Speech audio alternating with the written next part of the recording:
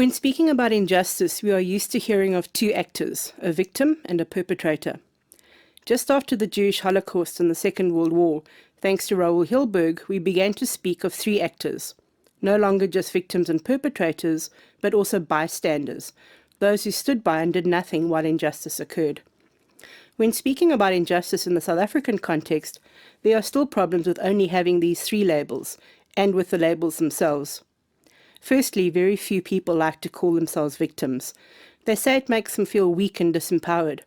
For this reason, I added other words to describe what it must be like to suffer injustice, words such as dishonored, harmed, or damaged by experiences of injustice.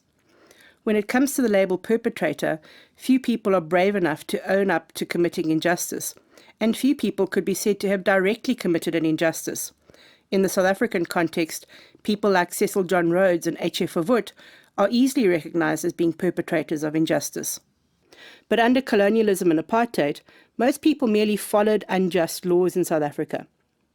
For example, they went to the army to defend the apartheid regime, or accepted jobs unfairly reserved for them, or went to school heavily subsidized by government just because they were white. When it comes to injustice, it's therefore important to distinguish between those who designed injustice, an architect perpetrator, and those who went along with injustice, an implementer perpetrator. When it comes to the label bystander, this word often seems distant and few are able to identify with it. People might be more likely to admit to doing nothing if the words ostrich, silent, or avoider are used.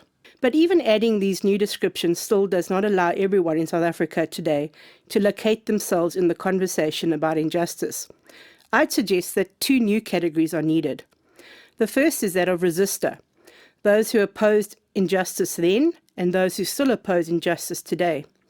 And like the category of resistor, we can distinguish between someone who planned and led resistance as an architect of resistance, like Nelson Mandela and Lillian Ngoyi, and those who followed their lead, an implementer of resistance.